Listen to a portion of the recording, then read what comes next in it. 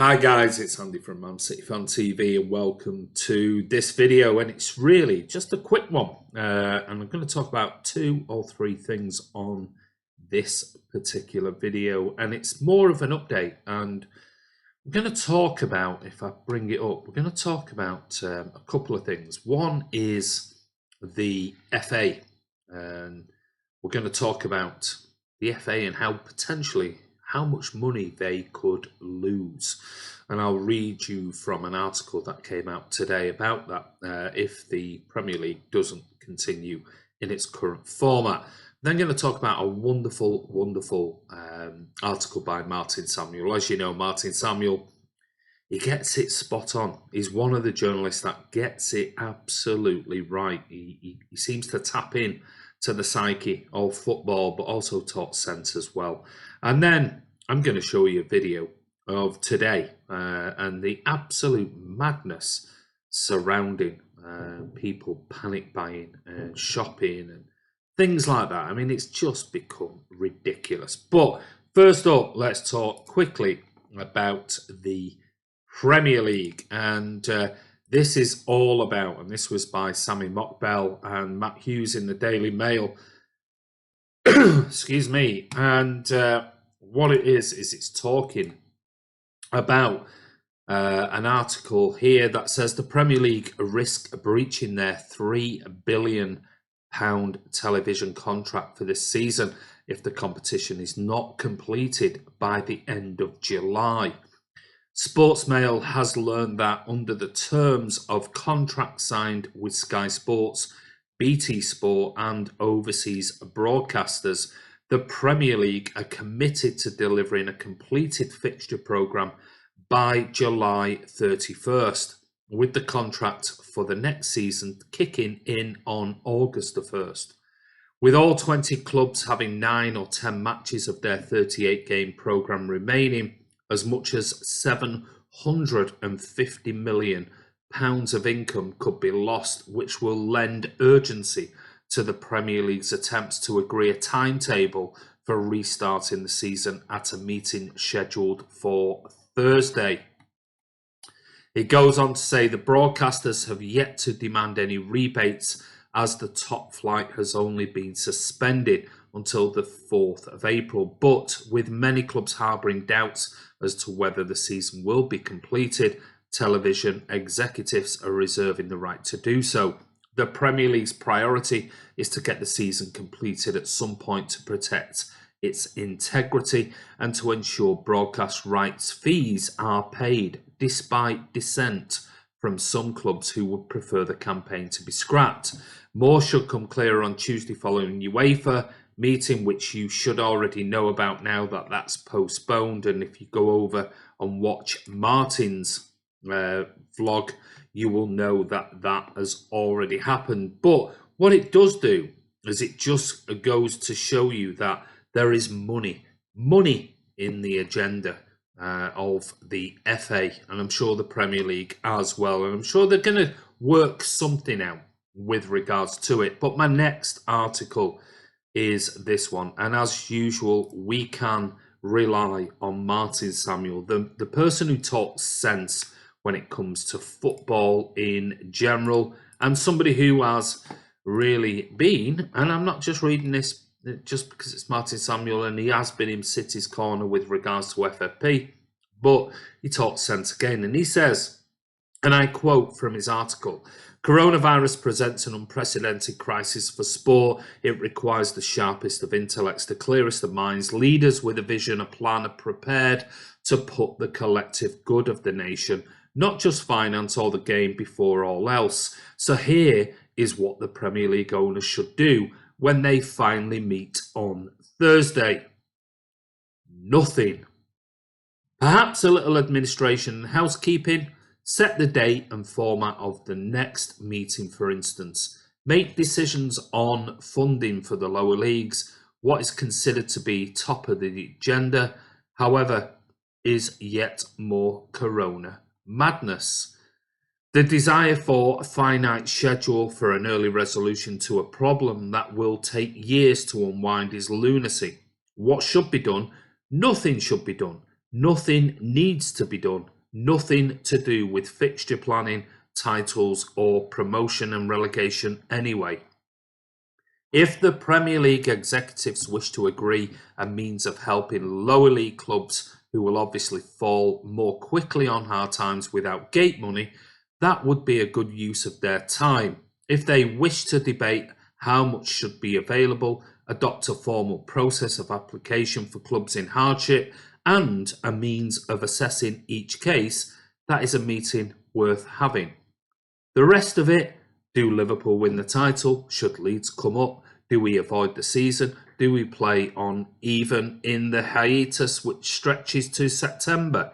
None of it needs to be called in a rush. Nobody, not government, not the epidemiologists, and certainly not Karen Brady or Kenny Dalglish, knows what this country will look like in 4 days, let alone 4 months' time. Positions change almost hourly. Views are outdated bulletin to bulletin. By the end of Monday, the government had as good as ordered restaurants and bars shut, quarantined anyone over 70, and advised the public to steer clear of all urban centres, particularly London. Yet football is going to have a firm handle on its future by Thursday. Good luck with that. We are in for the long haul here. We will almost certainly be dealing with coronavirus next winter too, and for every winter in the foreseeable future. One day we may view it as we do influenza, with a vaccine available annually to those most at risk, and what is sadly considered an acceptable toll on human life. The World Health Organization puts a seasonal flu deaths globally between 290,000 in a good year and 650,000 in a bad one. It's not unthinkable that we learn to live with coronavirus that way too. So the idea that a decision made in haste will stand the test of even the shortest stretch of time is risible. That titles can be prematurely awarded as an administrative call, nor the field or in front of fans, or the clubs can be invited from the Championship to the Premier League simply because of a frozen moment in time, are products of a society that seeks instant gratification. We wait, that's what we do. Wait and see where we are come summer, whether it is possible to complete the season even behind closed doors. Only when 2019-20 threatens to encroach on 2020-21 do we have a call to make on voiding the campaign. Baroness Brady was not wrong to say abandonment was a consideration, she was just premature. Dalglish is not wrong to say Liverpool deserved the title, but that call does not need to be made, even discussed yet. The one grace football, indeed all sport, has right now is time.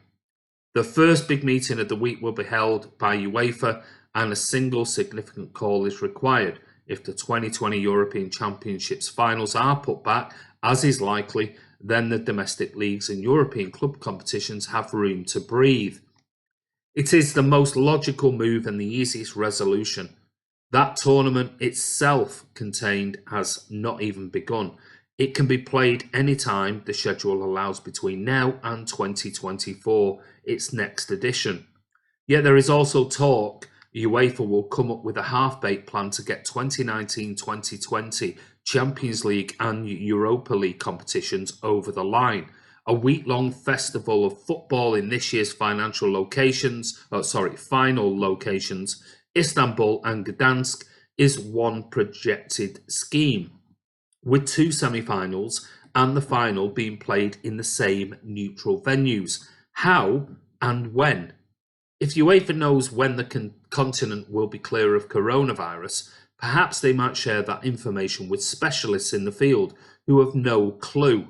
And the clubs will be clear too, yes.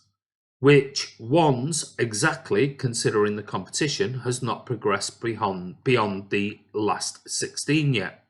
As it stands, there are 12 teams involved in the Champions League. Some, like Chelsea, may view elimination as a matter of time. Others, like Napoli and Barcelona, are tightly balanced at 1-1. Certainly, Real Madrid will not see a 2-1 deficit from the first leg against Manchester City, as an unsurmountable obstacle. So, how do UEFA imagine they will whittle down 10 teams to 4 in time for this jamboree? Award all uncompleted second round ties to the winner of the first leg? Please let me be in the room when that one is explained to Andrea Agnelli, whose Juventus team went down 1-0 at Lyon. And what of the quarter-finals? UEFA, like a great many around football, are getting ahead of themselves. Nothing about the Champions League can be or needs to be decided just yet. Least of all the ultimate destination. Turkey is behind much of Europe in the spread of coronavirus, with only 18 cases detected so far, but there are 10,300 citizens yet to return from pilgrimages to Islamic states in Saudi Arabia. So how can UEFA be certain that just as Central Europe is emerging from the worst months of coronavirus, Istanbul will not be peaking? And if it is not, why would a country that has relatively escaped the havoc in Western Europe wish to welcome thousands of fans, or even just the international media, from countries most affected? The last 15 Champions League finals have been played between teams from just 4 nations: England, Spain, Italy and Germany. All are presently in crisis. If Turkey has not experienced similar critical conditions, why would they wish to risk developing them through football tourism? The fact is, there are only 2 solutions to end time's football season: wait it out and see where we are, or abandon it and start again later in the year, if possible. Social media is full of brilliant ideas for playoffs and reimaginings of the remainder of the campaign, but if they were not present in the rulebook at the start, they cannot be adopted now. Imagine if the promotion playoffs had been introduced midway through the 1986-87 season. That, at the start of the campaign, the top 3 had been going up, and then it was arbitrarily agreed that 3rd to 6th would be separated by another round of matches. 3rd place would sue and possibly win. It is the same this season. We cannot suddenly introduce playoffs for relegation or Champions League qualification if the process was not already established. We cannot decree who should be in or out based on present league position either. As for freezing the campaign and promoting and relegating teams as they stand, this is the most absurd idea of all. Incredible things happen in the final 10 games of the season, incredible escapes, incredible late charges. Leicester would not have won the title in 2015-2016 if 2014-2015 had stopped after 29 games. Not because they weren't top of the table, they very much were, but because they wouldn't have been in the Premier League in the first place. After 29 games of the previous season, Leicester were bottom, so they, not Hull, would have been relegated. Do you see how arbitrary such a finish would be? If we stopped last season at the same stage as we are now, Sheffield United would not have been promoted. 3 teams that survived in League One, Bristol Rovers, Rochdale and AFC Wimbledon, would all have gone down. And Liverpool would have been champions because Manchester City's crucial game in hand would not yet have been played. That is why simply stopping a season at a midpoint cannot work. Aston Villa would exit the bottom 3 if they win their game in hand, but would be relegated as is. And if that were allowed to stand, it would mean the club was actually punished for reaching the Carabao Cup final. Serves them right for taking the domestic cup seriously. Bad luck, Villa, it's relegation for you.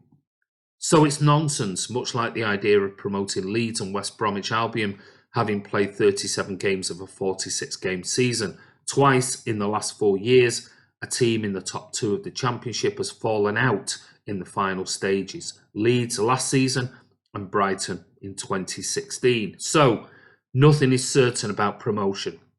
Equally, why do the 37 games that Leeds and West Brom have played count for more than the 37 games played by Fulham, Brentford, Notts Forest and Preston to get in their present playoff positions? Just because Liverpool are 25 points clear, we cannot pretend all other outcomes are so neatly resolved. So here's the good news. We don't have to. We don't have to make daft, hasty, irrational calls. We don't have to establish schedules or return dates like April the 3rd that are now meaningless. Yes, best practice must be established in some areas. The minutiae, such as what to do with the players who are out of contract come the previously anticipated end of season, but the temptation to formulate some grand plan must be resisted. Italy are considering splitting Serie A over 2 seasons. That is how much time we may have on our hands with this disease. The owners cannot approach this Thursday's meeting with a solution that amounts to shopping trolley full of toilet rolls, as many are discovering that really is no solution at all. And I've got to say, I totally agree with the sentiments of Martin Samuel in the article there that is posted today in the Daily Mail. So if you haven't read it and you want to read it again, there will be a link in the article that will show you where you can go and read it in full if you want to regurgitate and go over and everything else that has been said today. But finally, up to this video, I went shopping today. And if you are a follower of me on social media, you will have seen, certainly on Twitter, I posted some videos of me in the car after coming back from the supermarket, and it's just become absolutely madness. So all I'm going to do, I'd rather me talk about it, what I'm going to do is I'm going to play you the video that I posted on Twitter today, all about people being absolute lunatics and really selfish and just going panic buying, basically. But anyway, this is Andy from Man City Fan TV. That's a quick update from me here. And don't forget, go over and watch Martin's live vlog earlier tonight, and go and follow us on the channel. We're going to be putting out loads of new stuff on the channel in the coming days, just so we can try and keep you involved with what's going on football-wise, social-wise, and also just a bit of connection between us and you. And there's going to be a really interesting bit of a quiz coming up in the next couple of days, but we're working on it at this moment in time, and it's going to be something unusual. But anyway, check out this video coming up next, and all I'm going to say is I'll see you soon. I just don't know what's going on in the world. I really don't. It's going crazy. I've just been into my local Sainsbury's, which normally over the last week has been okay, but Jesus Christ, absolutely empty. Everything is empty, or pretty much everything is empty. I put some pictures on Twitter before, and it's just madness. It's absolutely madness. I spoke to one lady who works at my local Sainsbury's, and she said 9 o'clock this morning it was like a zombie apocalypse. It was just people coming in and raiding the shelves for like 5, 6, 7 bits of items. And now there was an announcement saying, when I was going around there, saying that basically it's going to be everything's going to be limited to 2 items per person. Now, where does that leave the vulnerable in our society? Where does it really leave them? There wasn't. I was looking at, trying to get some flour. What if people wanted to, the elderly or the vulnerable wanted to make some bread? There is no flour on the shelves whatsoever. Milk was there. Bread, there was nothing on the bread shelves. I personally had to get a loaf and have it sliced up, and I only went in for a few bits and pieces. I wanted just some mange tout for a tie that I'm making tonight. It wasn't like I was going into panic buy, but people are absolutely crazy. And the problem being is that now the supermarkets potentially could be limiting people to 2 items per person. What's going to happen in a week's time? Is it going to be 1? It's going to be 1 item of, 1 individual item per person. I mean, people need to really get their shit together and sort their heads out. There is no need to be stockpiling. The Sainsbury's, my local Sainsbury's, I spoke to another person there, and she said there is plenty of deliveries. The problem being is that they come in during the early hours, and people just go in and raid for everything, which means in the afternoon there's nothing left, absolutely nothing left. So, You know, people, the elderly, the vulnerable, the people with families who might even have to get a bus to go to their local supermarket, are going to struggle, going to really, really struggle unless they go at 5, 6 o'clock in the morning. It's absolute madness. People need to seriously give their heads a massive fucking wobble, because they're just causing more problems for everyday people, and certainly the people that are in real trouble and can't just jump in a car and go down at any time of the day. So people, please, no need to stockpile. They said the suppliers will constantly supply, but that's no good if people are just going in and buying 20 items, 30 items of each thing, and there's nothing left for other people who might not be as lucky to be able to drive and go and pick something up. So it's madness. It really, really is madness. And yeah, it's very, you know, you can use the analogy of dealing with the coronavirus and saying, well, if we overwhelm at once our NHS, you know, system, then we're never going to do this. It's gonna have to be drip fed. And it's the same with shopping. You know, don't go in there buying stuff that you don't actually need right now just to stockpile a freezer. Buy the stuff you might need for the next 2-3 days. And if everybody did that in a sensible way, then everybody, the whole community, your next door neighbours, you know, the elderly, the vulnerable, whatever it might be, the people who are buying in for care homes and things, might be able to buy stuff that is really, really, you know, needed, and people might rely on it. So it's madness, absolutely madness. So yeah, crazy, absolutely crazy.